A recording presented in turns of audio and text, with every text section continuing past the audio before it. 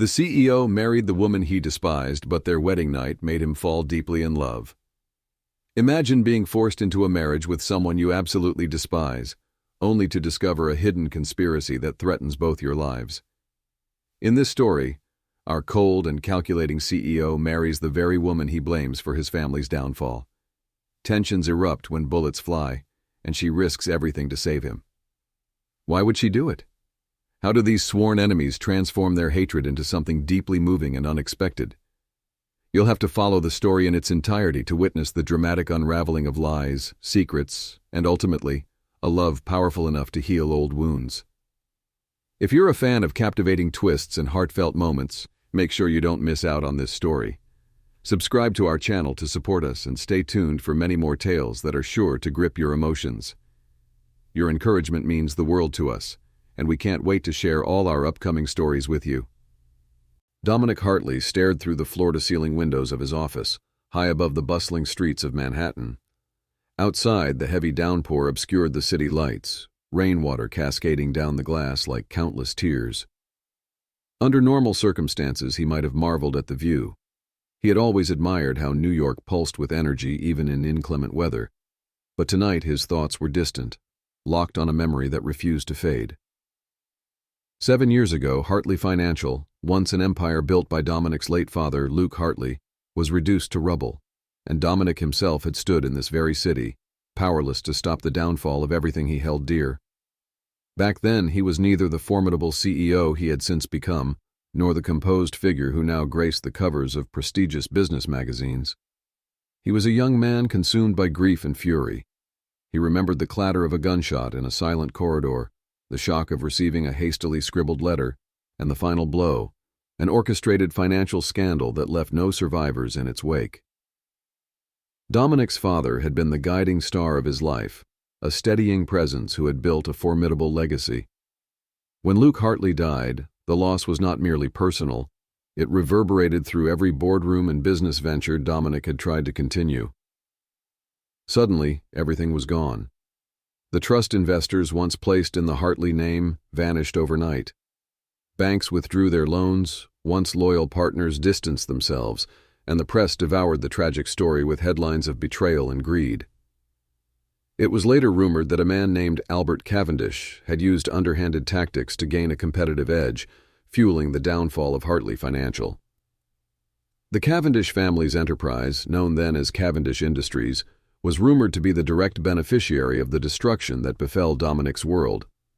Without any recourse, poor, disgraced, and fatherless, Dominic left New York in shame, vowing one day to return. Those 7 years that followed were his crucible.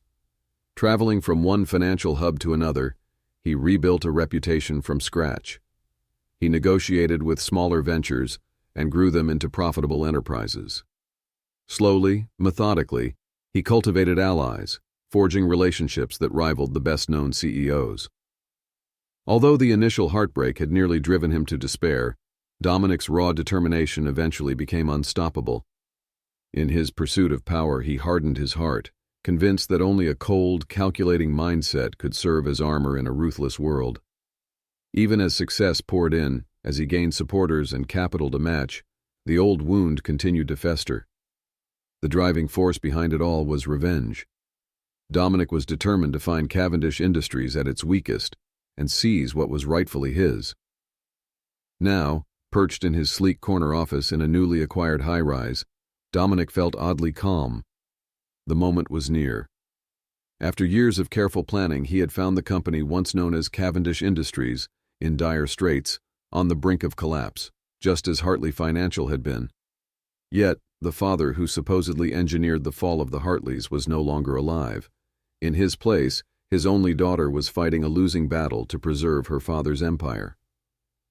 According to Dominic's investigations, that daughter was Ava Cavendish, the new CEO of Cavendish Industries. Described in tabloids and business reports alike as intelligent, resourceful, and stunningly beautiful, she had nonetheless been overwhelmed by the crushing debt and desertion of investors. Her father, Marcus Cavendish, Dominic had uncovered that Albert had been a middle name or a rumored alias, had died the previous year, leaving behind a mountain of financial problems. Dominic recognized the distress signals as soon as he set foot back in New York. Cavendish Industries was imploding, share prices plummeting, banks refusing to extend loans, rumors swirling about irreparable mismanagement. Dominic would have felt triumphant under other circumstances, but the victory felt hollow. Revenge, he told himself, was best served cold, so he continued with the plan. He arranged to buy out the major shares once owned by the Cavendish board members who had lost confidence. He found them all too willing to part with their stock. A few decisive deals later, he effectively controlled the fate of Cavendish Industries and with it, the future of Ava Cavendish. The next part of his strategy was the hardest to stomach, but he was resolute. If he truly wanted to destroy the Cavendish name, he would do more than seize their fortune. He would force its heir into a position from which she had no choice but to comply. For 7 years he had fantasized about bringing that family to its knees, and now the opportunity lay in his hands like a precious stone. He had fought to get here, to stand once again in the center of a storm that would change everything. And so, as the city lights sparkled through the rain, Dominic steeled himself for what would come next, a marriage of convenience, one that would serve as the apex of his revenge, until fate twisted his carefully laid plans in ways he had never imagined possible. Ava Cavendish sat at the head of a long, polished conference table within the main boardroom of Cavendish Industries. The tension was palpable, the air thick with unspoken accusations and fear. Once upon a time, the company boasted packed board meetings filled with optimism. Today, only a handful of board members remained, each older and more anxious than the last. As a sea of critical gazes assessed her, Ava inhaled, forcing herself to project composure. The overhead fluorescent lights felt harsh, amplifying every flicker of emotion on her face. "I had a conversation with the bank," she stated, pressing her fingertips against a spiral-bound file of numbers. "They might grant us a short extension if we can show a concrete path toward profitability." A hush settled, followed by derisive snorts. One member, a gray-haired man with stern eyes, slammed his palm on the table. "You've been telling us that for months, Miss Cavendish. What have we to show for it? Stock prices have tanked. Our key clients are jumping ship. We barely have enough liquidity to meet operating costs for the next quarter." Ava swallowed, trying to keep the panic at bay. The promise of an extension was flimsy. She knew it, and so did they. Yet what alternative did she have? Sell the remainder of the company? That would mean letting go of her father's life's work, her last link to him. Marcus Cavendish had been both a loving father and a shrewd businessman, building Cavendish Industries from the ground up. The heartbreak of losing him so abruptly was worsened by the subsequent plunge of the company into financial chaos. There were rumors swirling that a new power had emerged, snapping up critical shares in stealth. She wondered who could be behind it, and the implications made her shudder. "We need a surefire plan," she reiterated, her voice cracking ever so slightly, "or we risk losing everything." "Then maybe it's time to consider selling," said another board member, leaning forward, "before it all goes under." Ava clenched her jaw. She had heard that suggestion 1,000 times by now, but it always stirred defiance within her. "I won't let Cavendish Industries be sold off in pieces like a carcass." The old man who had slammed his hand earlier shot her a withering look. "Then what is your plan?" he demanded. "If the banks won't budge, if the investors have no confidence, how will you save us?" She sat there, paralyzed. Her silence spoke volumes, and the board members murmured amongst themselves. As each moment passed, her mind spun in frantic circles, yet no brilliant solution came to the forefront. She wanted to shout that she'd handle it somehow, but the words felt hollow. It was then, at the bleakest moment of her career, that Dominic Hartley walked into the room. His entrance was understated, just the slow push of the boardroom door and the click of expensive shoes on the floor. But there was an air of absolute confidence around him. Ava looked up, her eyes meeting his stormy gray ones for the first time in 7 years. She felt her heart constrict. Though they had never met formally before, she recognized him. It was as if his name had been etched into her consciousness through whispered rumors and secondhand stories. A hush spread over the boardroom as everyone turned to see who had intruded on their heated discussion. Dominic cut an imposing figure. Tall, impeccably dressed in a tailored suit, his presence so intense that Ava felt momentarily overshadowed. He moved to stand directly across from her, placing both hands on the table in a gesture of silent command. "Good afternoon," Dominic said in a voice so controlled it sent a ripple of apprehension through the room. "I believe I've arrived at an opportune moment." Ava summoned her courage, though she had a sinking feeling in her gut. "And you are?" He offered a tight smile, but there was no mirth behind it. "Dominic Hartley, the new majority shareholder of Cavendish Industries." An immediate uproar ensued. Ava's thoughts whirled. Hartley? The same name her father had once mentioned in hushed, regretful tones. A family once respected in high finance, only to collapse under scandal and betrayal.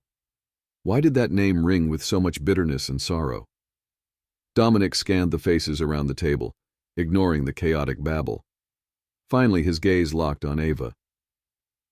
"Miss Cavendish, I think you and I should speak privately." She found herself standing, heart pounding in her chest. Every instinct told her danger was near. "Gentlemen," she addressed the board, her voice tighter than usual, "this concludes our meeting. We'll reconvene later." One by one they left, casting suspicious or pitying looks in Ava's direction. Within minutes, the expansive boardroom was deserted, leaving only her and Dominic. Beneath the imposing glare of overhead lights, he crossed his arms and waited. She steeled herself, feeling the weight of an impending storm in the silence that bridged them. Once the last board member had shuffled out, Ava felt the emptiness of the room like a physical weight pressing on her. Dominic Hartley radiated tension. Even as he remained outwardly calm, she sensed an undercurrent of barely contained hostility. She clenched her fists at her sides, determined not to show weakness. "Congratulations," she said, forcing her voice to remain even. "You've managed to purchase a controlling stake in a failing company. That's quite a feat, Mr. Hartley." His eyes narrowed ever so slightly. "I'm glad you see the situation plainly. Now, let's discuss what comes next." Ava braced herself. She had a strong suspicion that Dominic hadn't invested in Cavendish Industries out of altruism or a sudden desire to resurrect a dying corporation. His next words confirmed her fears. "I intend to pay off your outstanding debts," he said, sounding almost bored, "and restructure the company so it can continue operating. In exchange, I want you to marry me." Ava's composure slipped. She stared at him, sure she had misheard. "That's absurd." "Is it?" Dominic took a step closer, the predatory glint in his gaze intensifying. "If I vanish, the company sinks. No more lifelines. You and your employees will be out on the street. You'll lose your father's legacy entirely. But if you agree to my proposal, then I guarantee Cavendish Industries will stay afloat." "Why?" she demanded. "Why the hell would you want to marry someone you've never met?" A faint flicker of emotion crossed Dominic's features, too fleeting to decipher. "Let's say I'm redeeming a debt left by your father." "My father never—" Ava began, but she stopped abruptly. The memory of her father's anxious late-night pacing and whispered phone calls came rushing back. She recalled the worried lines on his face whenever the Hartley name was mentioned. Still, that hardly explained this ludicrous proposition. "This is blackmail," she spat. Dominic shrugged, unruffled. "Call it whatever you like. I have a contract ready. Sign it, and your company's debts are cleared. Refuse, and you can watch everything crumble." She wanted to scream, to tell him he was insane, but the words stuck in her throat. Cavendish Industries was on the verge of a meltdown. Thousands of employees depended on her. And on a personal level, her father's entire life's work, what she had fought tooth and nail to preserve, would disappear if she let it fail. She had tried negotiating with banks, wealthy investors, and even silent partners, but none offered terms she could accept. For months she had been praying for a miracle to save them. Now, a miracle had arrived in the form of Dominic Hartley, except it came with a cost she never could have anticipated. Ava took a single step back, her voice filled with controlled fury. Why marriage? Why not some other arrangement? Perhaps a seat on the board or a controlling directorship? Why something as personal as marriage? His lips twisted in a humorless smile. I'm tired of hiding behind corporate facades. This is more permanent, more binding. You can't just quit or walk away like a job, and I intend to make sure we both suffer the consequences if either of us tries to back out." She noticed the bitterness in his tone. Both suffer the consequences. There was more to this than just a business maneuver. She could sense it. Old wounds, a vendetta. She had no illusions that this man cared about her personally. He was probably punishing her for something he believed her family had done. With trembling fingers, she flipped through the contract he had placed on the table. The terms were straightforward: a 1-year marriage, after which she could quietly file for divorce. During that year, Dominic would assume all debts, acquire any missing shares, and effectively keep Cavendish Industries operational. Once the year was up, she would walk away with the company in stable condition, if she played by the rules he'd set. "That's your deal," she whispered, heart pounding. 1 year. "Yes," Dominic confirmed. "I don't plan to keep you any longer than that." Ava inhaled sharply, ignoring the sting that accompanied his words. He was using her, but she also needed him. She thought of the employees who had given decades of service, the families dependent on paychecks from Cavendish Industries. She thought of her father's memory, his unwavering devotion to building something that could stand the test of time. Was she really going to let everything vanish when there was still a chance, however dark, to save it? With a heavy sense of finality, she reached for the pen. She paused only briefly, meeting Dominic's unyielding gaze, searching for even a trace of genuine remorse or empathy. She found none. Then she wrote her name on the dotted line, sealing their twisted contract. The wedding took place a week later in a quiet civil ceremony at City Hall. No family members, no friends, no grand celebration, just a pair of signatures on legal documents, followed by a curt exchange of vows in the presence of an impatient county clerk who didn't bother to hide his boredom. Ava wore a simple ivory dress, her hair in a loose chignon. Dominic appeared in a dark tailored suit, exuding the same cold composure he always did. For her, the occasion felt surreal and somber, as though she were burying her past rather than stepping into her future. Once the clerk declared them legally wed, Dominic led Ava outside into the waiting black sedan.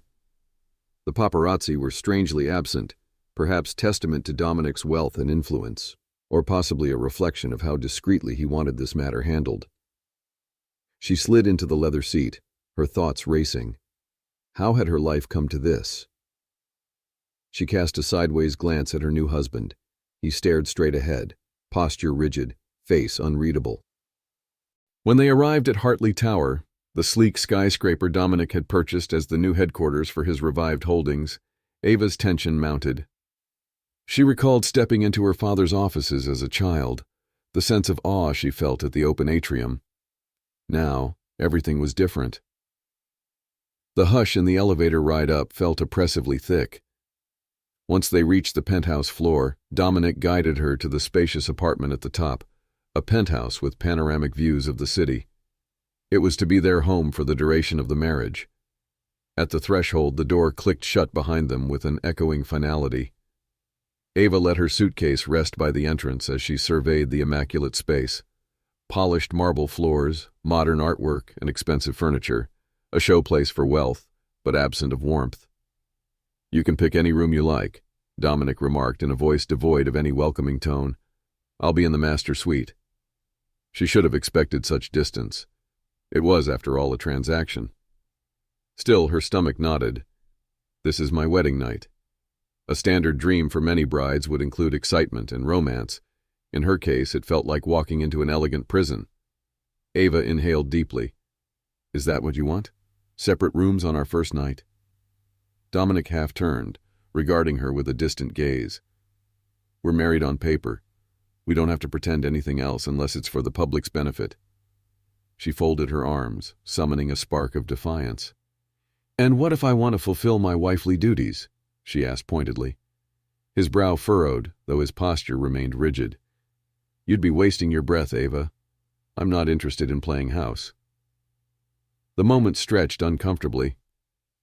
Ava felt a swirl of conflicting emotions. Relief that he wasn't demanding marital intimacy under duress, anger that he dismissed her so easily, and an unexplainable sadness at the finality of it all. He despises me so completely, it's as if the mere idea of sharing a bed is repugnant to him. Nevertheless, she refused to let him see her vulnerability. With a tilt of her chin, she moved past him, heading down a hallway that led to a guest suite. The door clicked behind her with a quiet snick, leaving Dominic alone in the foyer, eyes shadowed by an unreadable expression. Inside the guest suite, Ava quickly changed into comfortable clothes. The entire space felt cold, from the harsh lighting to the unfamiliar sheets. She carefully set aside her wedding dress, removing a few bobby pins that kept her hair pinned. At one point, she gazed at her reflection in the full-length mirror. The woman staring back at her looked pale, fatigued, and fraught with anxiety. This was not how she'd once envisioned her wedding night. As the silence pressed in, she fought back tears. I have to be stronger than this. I agreed to this deal. I can't crumble on the very first day. Tomorrow she would start the process of reviving her family's company with Dominic's backing, no matter how frigid and unwelcoming his support might be.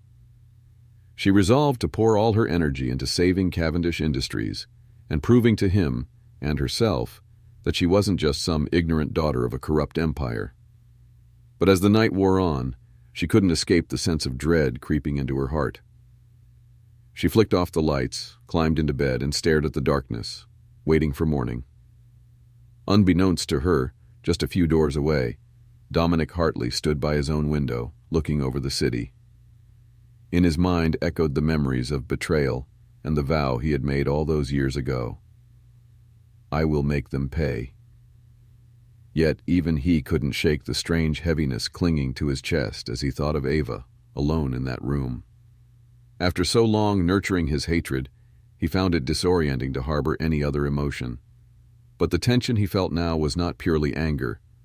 Ava awoke the next morning to the faint hum of city traffic and a bright shaft of sunlight slicing through the heavy drapes. Her first disoriented thought was that she was still in her own apartment. Then reality slammed into her. I'm in Dominic Hartley's penthouse, married. The sense of unreality lingered as she moved to the bathroom and took a hot shower, hoping the steam might wash away her anxieties. Once dressed in a crisp blouse and trousers, she ventured into the living area. The penthouse's design was sleek, minimalist, and furnished with only the most exquisite pieces, yet it lacked any personal touches. No framed photos, no trinkets, no sign that a human being truly lived here. She wondered fleetingly if Dominic was as empty inside as his home suggested. She found him in the kitchen, flipping through a newspaper while sipping espresso from a pristine china cup. He wore a tailored suit, his hair groomed to perfection. At the clack of her heels on the marble floor, he glanced up, and for a moment something flickered in his eyes. Surprise, maybe. Ava offered a guarded smile. Good morning, she said, trying to sound normal. He nodded but didn't return the greeting. We have a meeting at 9, he stated, folding the newspaper meticulously. Be ready to discuss Cavendish Industries' next moves. Ava's temper flared. Not even a "how are you feeling?" or a simple courtesy. I'm prepared, she replied, voice tight. Shall we go? Without another word, Dominic placed the cup down and headed for the elevator. The ride to Hartley Tower's executive floor was silent, thick with tension. Ava clutched her tablet and notes, determined to maintain professionalism. She reminded herself that she was here to save the company, not to seek emotional support from a man who seemed incapable of offering it. In the conference room, they met with legal teams and financial advisors, all carefully assembled by Dominic. With a series of swift strokes, he signed agreements that absorbed Cavendish Industries under Hartley Holdings. Ava watched him finalize deals worth hundreds of millions, as though he were ticking items off a grocery list. The ease with which he maneuvered through these high-stakes transactions was both intimidating and bizarrely fascinating. As promised, funds were released to cover Cavendish Industries' most urgent debts. For the first time in months, Ava felt a sliver of relief. At least the company won't be declared insolvent this week. When the lawyers finally exited, leaving them alone at the large mahogany table, Dominic turned his chair to face Ava fully. You now have access to the liquidity you need, he stated, but understand that I will be the ultimate authority. Any major decision must go through me. Ava bristled. I'm still the CEO of Cavendish Industries, Dominic. A cold smile curved at his lips. On paper, yes, but don't forget our deal. I saved the company. I own it. You're here to ensure day-to-day operations continue smoothly, but if you step out of line, I can pull the plug at any time. She clenched her jaw. She was no stranger to men who tried to undermine her leadership. Yet Dominic wasn't just any businessman. He was her husband, however contrived that arrangement might be. The dynamic was all the more confusing because it mixed personal ties with corporate power. Fine, she said in a measured tone. But remember, if you push me too far, your investment in Cavendish Industries might suffer. I don't respond well to threats. His eyes glinted dangerously. Threats? We have a contract, an understanding. Follow it and we'll have no problems. The rest of the day passed in a flurry of activity. Ava busied herself drawing up proposals to restructure certain departments and reviewing staff redundancies. With every item she ticked off her to-do list, she felt the weight on her shoulders lift incrementally. This was what she excelled at: strategic thinking, leadership, perseverance. If only the rest of her life could be so straightforward. Late in the evening, she returned to the penthouse. Dominic had not yet arrived. She changed into more casual clothes, then settled on the couch in the expansive living area. Gazing across the skyline through floor-to-ceiling windows, she tried to recall a time when she felt hopeful about the future. She remembered being a little girl, running around her father's offices, excitedly telling anyone who would listen that she'd one day become a CEO just like him. Now here she was, CEO in name, but bound by a marriage contract to a man who seemed determined to keep her at a distance, even if it meant burying them both in layers of cold civility. She shut her eyes, allowing exhaustion to blanket her.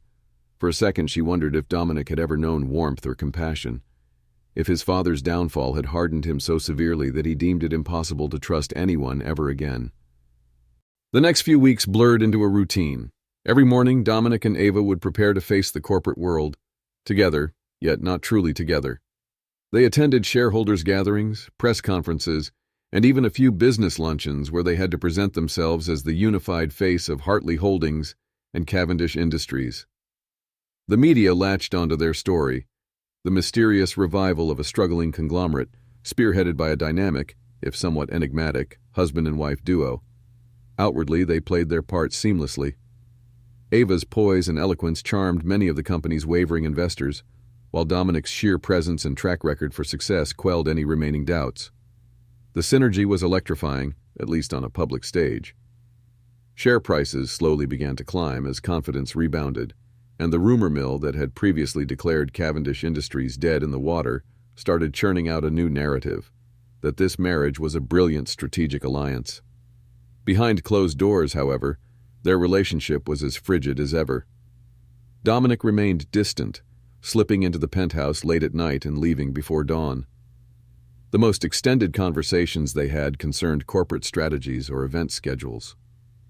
Whenever they had to appear in public as husband and wife, at a gala or a charity event, Dominic would rest a hand on the small of her back, leaning in as if he couldn't bear to be apart, whispering half-truths about her grace and brilliance that would make any observer believe they were utterly in love. The moment the cameras were gone, his expression would revert to its usual cold neutrality. Yet despite that barrier, Ava couldn't entirely hate him. She watched the intensity with which he handled business crises, the unrelenting discipline he applied to every detail. He was a man haunted, she realized, driven by an old pain that fueled a need for control. The flickers of vulnerability she occasionally glimpsed, a fleeting shadow in his eyes when he looked at her too closely, fascinated her as much as they confused her. He despises me, she kept telling herself, because he thinks my father destroyed his family. Yet he's here day after day, making sure I succeed at every turn. One evening, while sorting through old files in her father's study, which Dominic had allowed her to relocate into a section of the penthouse, Ava discovered a folder labeled Hartley Financial, Projections and Joint Ventures. Her breath caught. Inside, she found contracts and memos from years past, referencing potential collaborations between Marcus Cavendish and Luke Hartley. The documents told a very different story than she'd expected. They suggested a mutual respect between the two men, a desire to partner and build a major multinational portfolio. There were notes in her father's handwriting. Luke's vision is admirable. Possibly signed by Q4. Must handle carefully. Politics. As she flipped through the pages, a sense of dread mixed with curiosity seeped through her. If her father truly intended to partner with Luke Hartley, why had the entire arrangement collapsed so violently? Why had the Hartleys gone bankrupt, leaving Dominic alone to pick up the pieces? The official narrative in the media all those years ago pinned the blame on Marcus Cavendish's aggressive takeover moves. But these documents hinted at a more complex story, one in which someone else might have orchestrated the sabotage. A wave of anxiety washed over her. She knew Dominic wouldn't easily believe anything that contradicted his conviction that her father was to blame, yet she couldn't let the matter rest. If there's evidence that my father didn't destroy the Hartleys, or at least not in the way Dominic thinks he needs to know.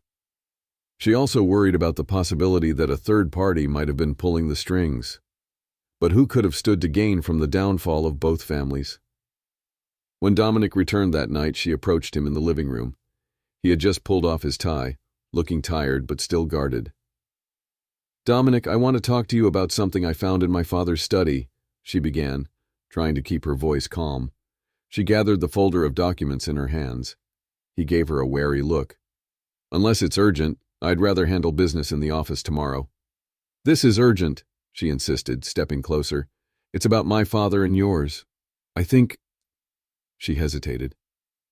"I think there's more to their story than you realize." His eyes flicked to the folder with something akin to alarm. Then, just as quickly, his expression hardened.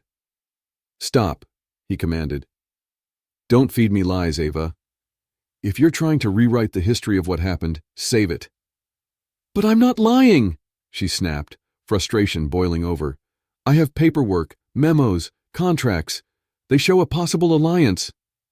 "Enough!" Dominic roared, snatching the folder and flinging it onto a nearby table. Pages scattered like fallen leaves.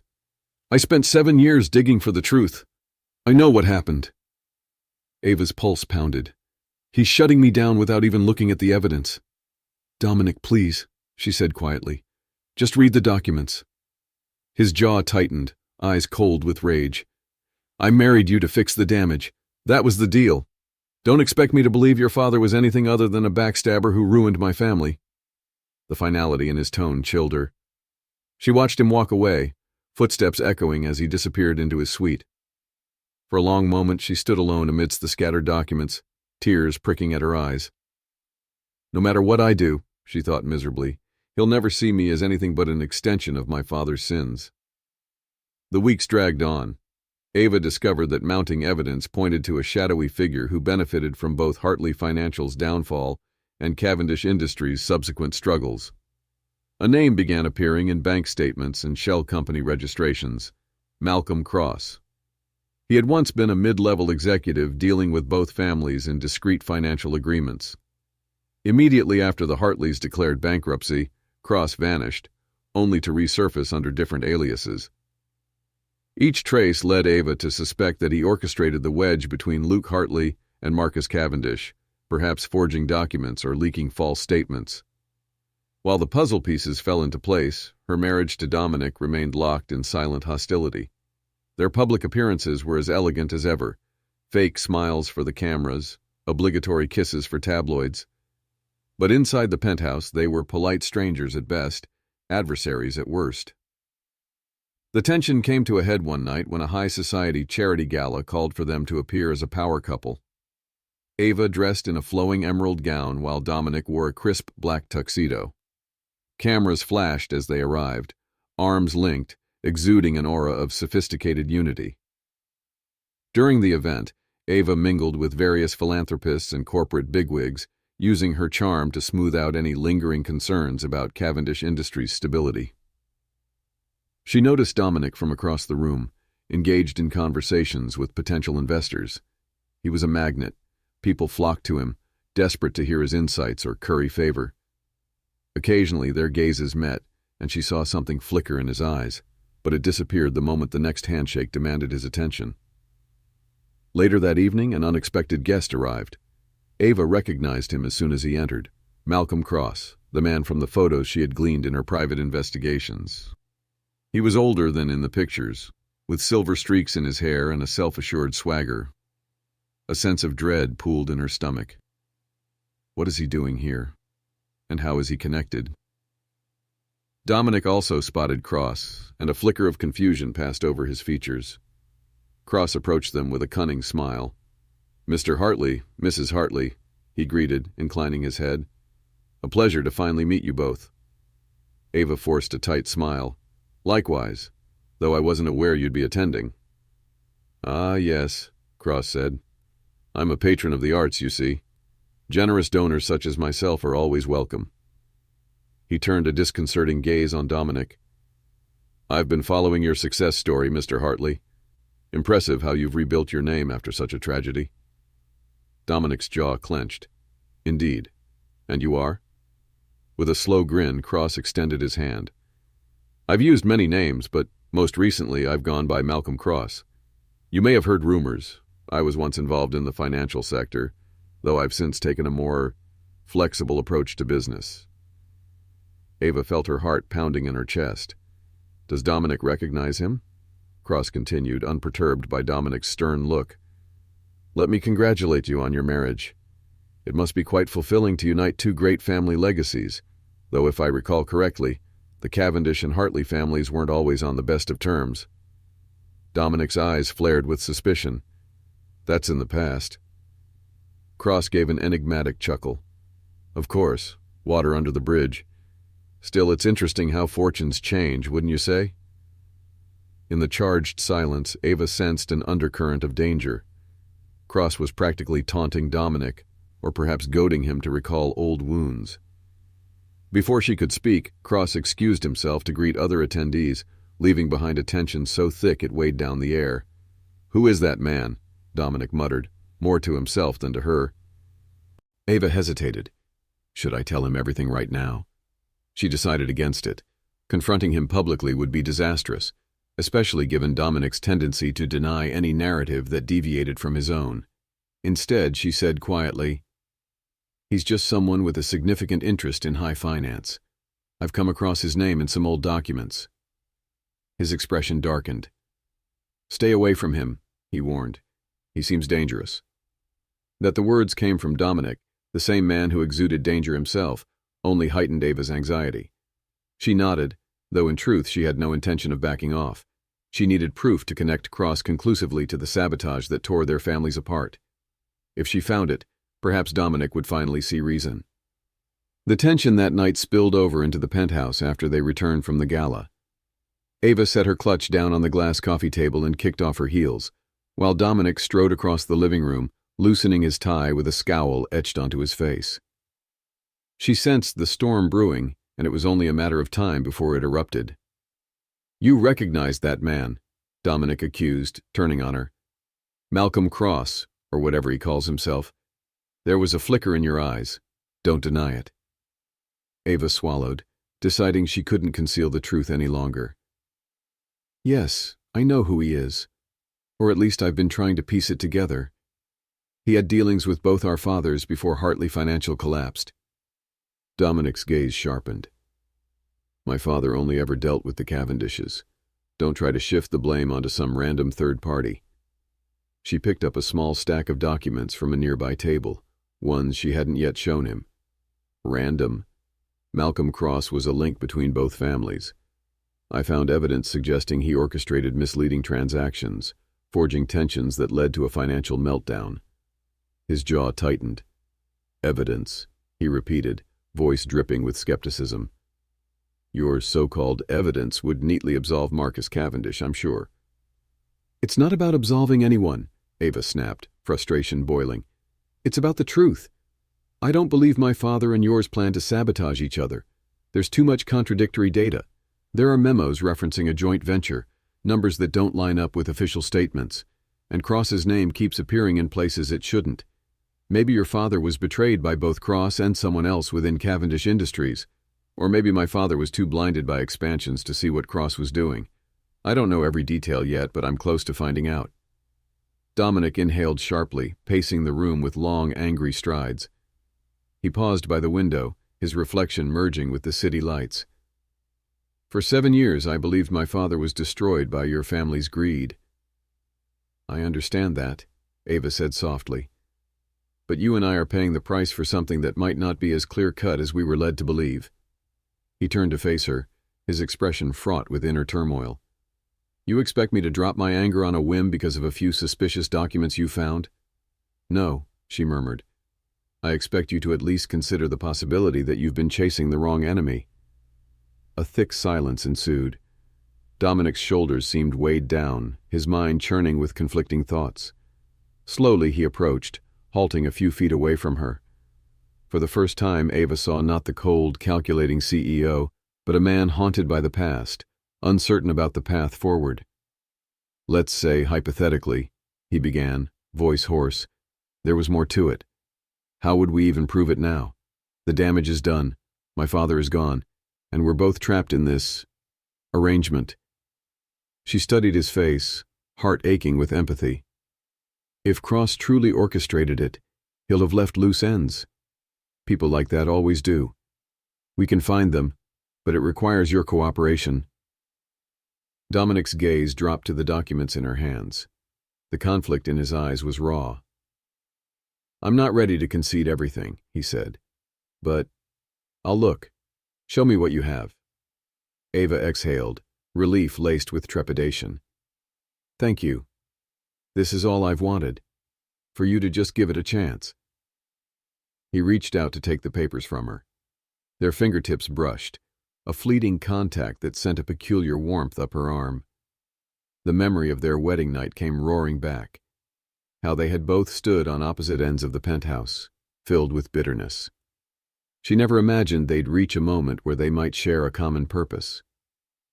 Something in Dominic's features softened. I'll read these, but I make no promises. That's fine, she replied. All I'm asking for is an open mind. They stood there, the city lights flickering against the glass walls, an odd hush enveloping them. Outside, traffic horns and the hum of night buzzed on, but in that space it felt like time stretched. For a moment she almost believed they could cast aside the hatred that chained them. Then Dominic turned away, papers in hand, retreating to his private study. Ava sank onto the couch, mind heavy with exhaustion, but also buoyed by a flicker of hope. Maybe this is the beginning of tearing down the walls between us. Hours passed, and Ava dozed off on the couch. When she stirred, the clock on the wall read 3 a.m. Groggy, she rubbed her eyes and scanned the dimly lit penthouse for Dominic. His study door was ajar, soft light spilling out. She considered going back to her suite, but curiosity and concern nudged her forward. She found Dominic hunched over his desk, tie discarded, top 2 shirt buttons undone. A single lamp illuminated the document spread before him. The lines of his face were etched with concentration and something else, a profound sadness she had rarely glimpsed. He didn't notice her presence until she stood right beside him, observing the lines of text he was scrutinizing. Dominic, she said gently. It's late. You should rest. He glanced up, eyes burning with intensity. How did you piece this together? He asked, voice subdued. She pulled up a chair, sitting carefully. Bits and pieces from my father's old office, digital footprints, some off-record testimonies from former employees. A friend in forensic accounting helped me trace money flows. It wasn't easy. He let out a long breath. These numbers, they paint a picture that conflicts with everything I believed. Cross. He appears in meetings with my father, your father, but under different titles, forging financial statements, funneling funds into shell companies. Once the tension escalated, a rumor circulated that the Cavendishes had leaked damaging information about Hartley Financial. I always believed that rumor. Ava clasped her hands together, her gaze intense. It's possible my father suspected something was wrong, but he didn't realize Cross was behind it. By the time he did, it was too late. Dominic pressed his lips into a thin line. The rage he'd channeled toward the Cavendish name for so long was unraveling under the weight of new evidence. Why didn't you show me this earlier? She swallowed, recalling his dismissals and outbursts. I tried. You wouldn't listen. And truth be told, I was also afraid it might push you over the edge. I didn't know how far your hatred went. He looked at her, eyes shadowed. I was so consumed by revenge that I never questioned it. I needed someone to blame to keep going, to push past the pain. Ava reached out, hesitating before placing a hand over his. I'm not asking for forgiveness. I know my father made mistakes, and so did your father. But there's a bigger villain here, someone who profited off both their missteps. Dominic stared at her hand on his, the muscle in his jaw flexing. I don't know what to feel, he admitted in a low voice. Everything I've done, acquiring Cavendish Industries, forcing you into this marriage, was all driven by the conviction that your family was responsible. And now, her heart twisted. She had loathed him for the cruelty of that forced union, yet seeing him so raw and vulnerable made her chest tighten with empathy. We can't change what happened, she said softly, but we can figure out a new path forward. He rose suddenly, tugging his hand free, though his tone remained calm, if strained. Finding Cross is the next step. If he's the true mastermind, we need proof we can take public. Do you have any leads on his whereabouts besides that gala appearance? Ava nodded, ignoring the sting of his retreat. He operates through a network of shell companies in Europe. I've been tracing them. There's a financial conference in London next month where some of his proxies are rumored to appear. I planned on going. He locked eyes with her. We'll go together. A spark of resolve ignited between them. For the first time they were aligned, no longer adversaries, but reluctant allies. As the night deepened, they discussed strategies to corner Cross and force him to confess or slip up. Though the conversation was all business, an unspoken understanding flowed beneath it. Things will never be the same, Ava realized with a sudden clarity. We've torn open the scab, but maybe that's the only way to heal. When they finally stood to part ways, Ava to her guest suite, Dominic to the master suite, they shared a look so charged with unspoken words that it almost hurt. But the moment passed and each turned away, retreated to separate spaces, hearts pounding in a synchrony neither dared acknowledge. In the days that followed, Dominic's demeanor toward Ava shifted in subtle ways. Though he still maintained a certain distance, he no longer lashed out with biting remarks whenever she raised the topic of their father's past dealings. Instead, he asked cautious questions, studied the files she presented, and even expressed interest in her investigative approach. Slowly, a fragile trust formed between them.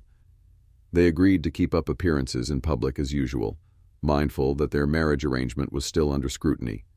But they no longer needed to force the facade of hostility behind closed doors. Each evening, after the business day ended, they convened in Dominic's study or the living room to plan how they might draw Malcolm Cross out into the open. During one of these late-night sessions, Ava experienced a moment of startling closeness. She was bent over a stack of digital records, highlighting suspicious transactions, when she felt Dominic behind her, reading over her shoulder. The faint warmth of his breath against her neck sent a tiny shiver down her spine. She turned, startled, and found him mere inches away, his gaze focused on the screen. "Sorry," he muttered, stepping back. "I was just trying to see the pattern you're pointing to."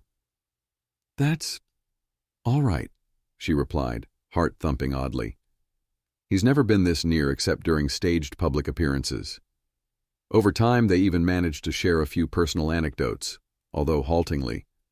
He mentioned something about traveling through Asia in the first few years after his father's death, trying to outrun his grief.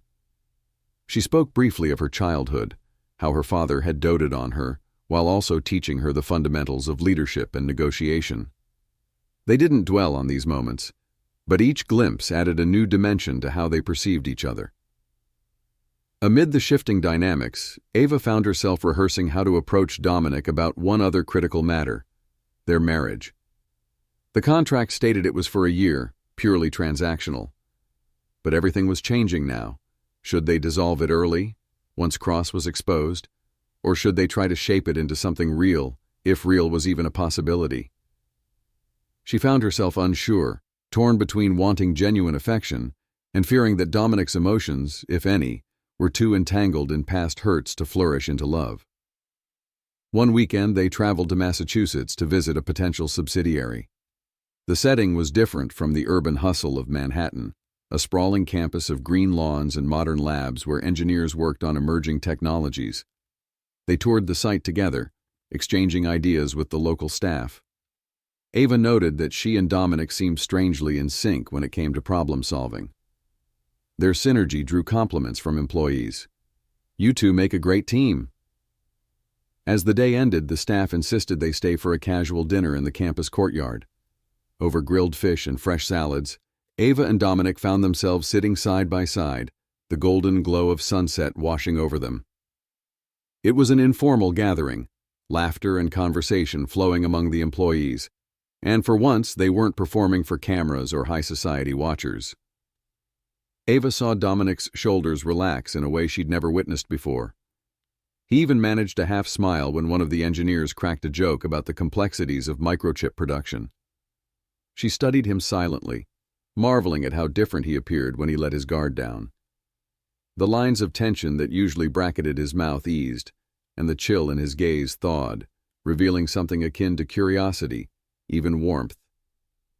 Could the man behind all that guardedness be someone I could truly care for? She wondered. Later that night, as they checked into a local hotel, Ava felt a strange sense of camaraderie linger between them. They had separate rooms, of course. That was always the arrangement. But before parting ways in the hallway, Dominic hesitated. "Ava," he said quietly, glancing at her door. "This was nice." The admission was small, but from Dominic Hartley it carried monumental weight. She felt her cheeks warm, an unexpected flutter in her chest. "It was," she agreed softly. For a breath they stood there, the hallway lights illuminating dust motes in the air. She almost expected him to lean in, to kiss her gently, to cross that invisible line between them. But he only gave a short nod, turned and walked away, leaving her with a cascade of unanswered questions swirling in her mind. Time pressed on, and the pivotal moment arrived when they decided to set a trap for Malcolm Cross.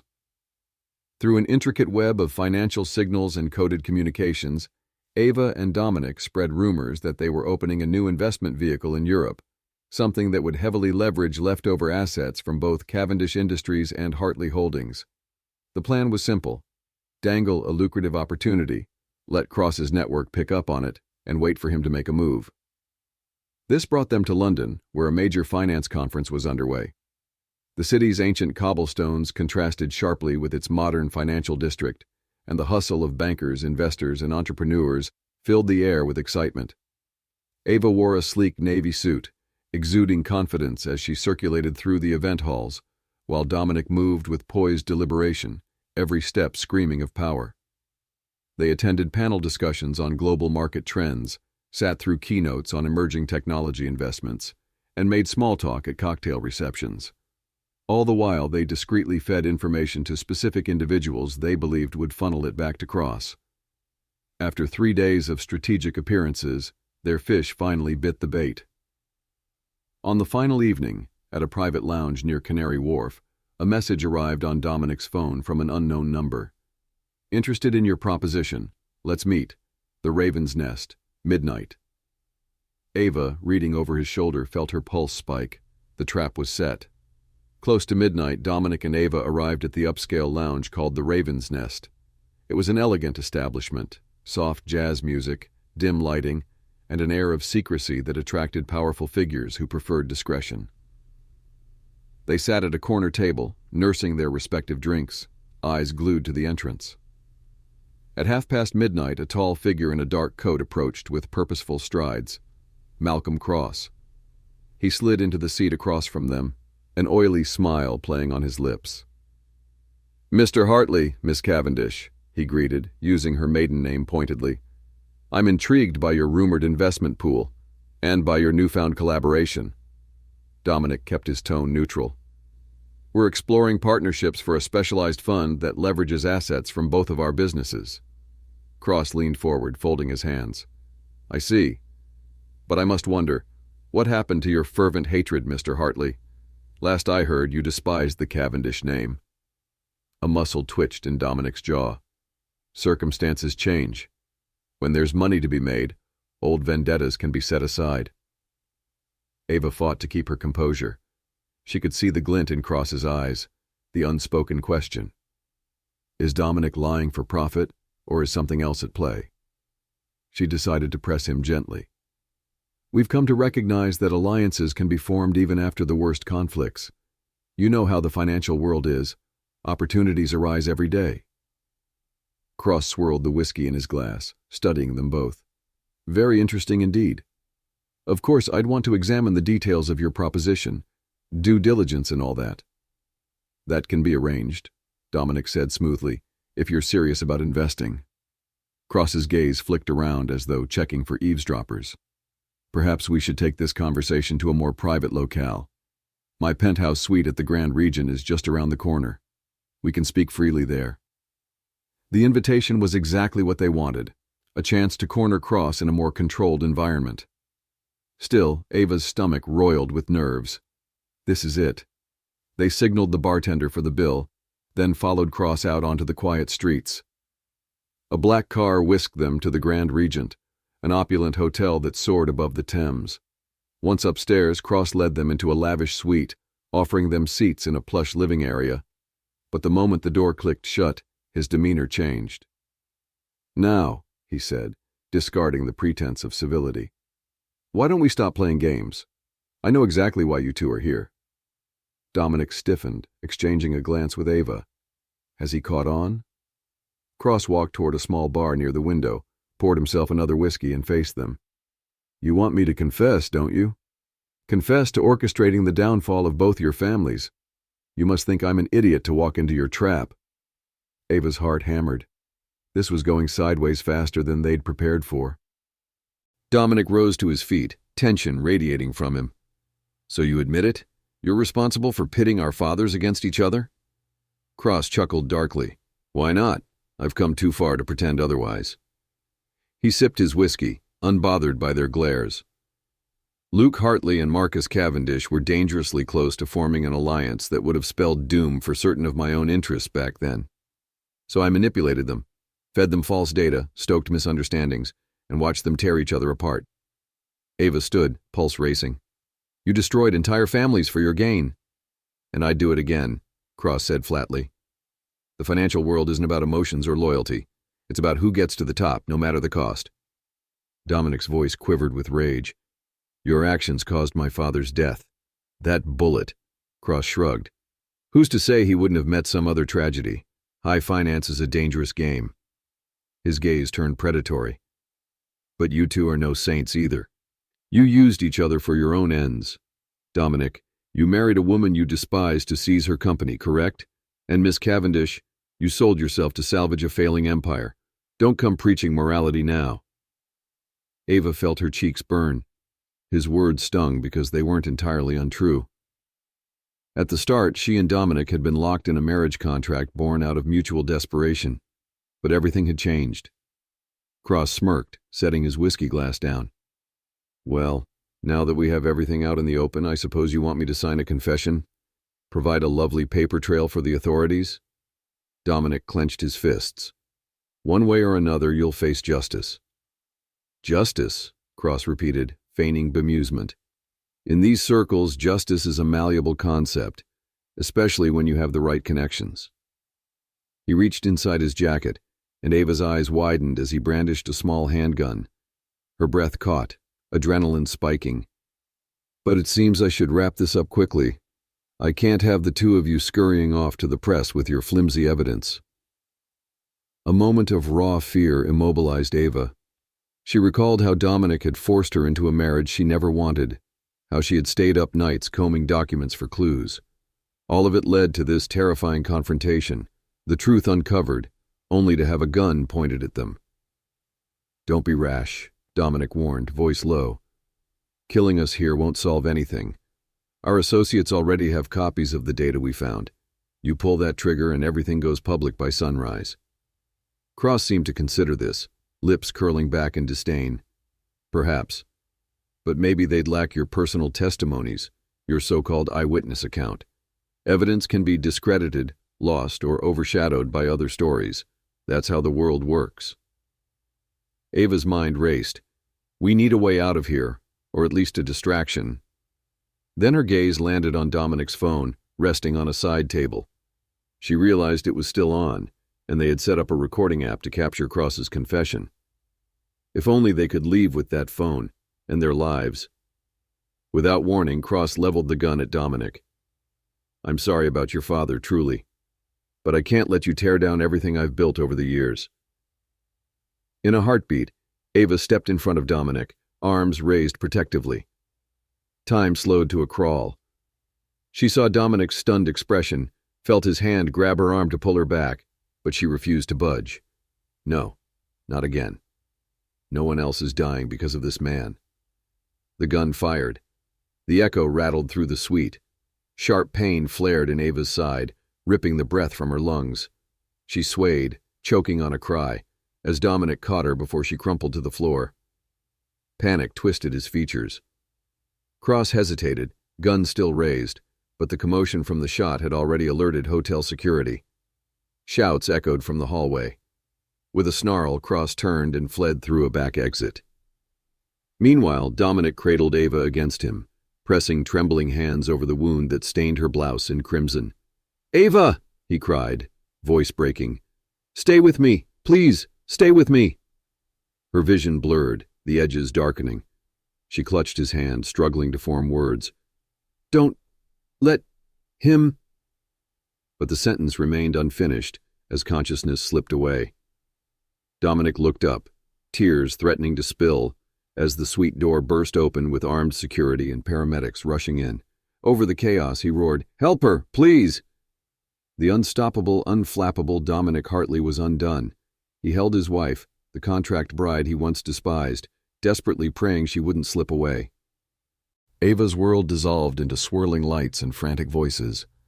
When she came to, days later, she found herself in a private hospital room awash in the sterile scent of antiseptic. Machines beeped softly, and sunlight peeked through drawn curtains. It took her a moment to recognize the figure slumped in a chair by her bedside. Dominic. He was disheveled, shirt untucked, tie missing, face shadowed with stubble. She'd never seen him so vulnerable. At the sound of her stirring, he jolted awake, surging to her side. "Ava," he breathed, and the relief in his voice nearly made her cry. Thank God. She tried to speak, but her throat felt like sandpaper. He quickly helped her sip water from a small cup, the gentleness of his actions at odds with the powerful, unyielding man she was used to. Once her throat felt less raw, she whispered, "How long have I been out?" 3 days, he murmured, pain evident in his gaze. "The bullet grazed your side and caused internal bleeding. It was touch and go." Ava lifted a trembling hand to his cheek, feeling the roughness of his unshaven skin. "You stayed?" He swallowed hard, the flash of raw emotion behind his eyes revealing everything he'd tried to hide for so long. "Of course I stayed. I can't lose you." His admission came out hoarse, laden with more meaning than 1,000 apologies could hold. Tears burned at the corners of her eyes, but she blinked them away. "Did they catch Cross?" Dominic's jaw tensed. "Yes.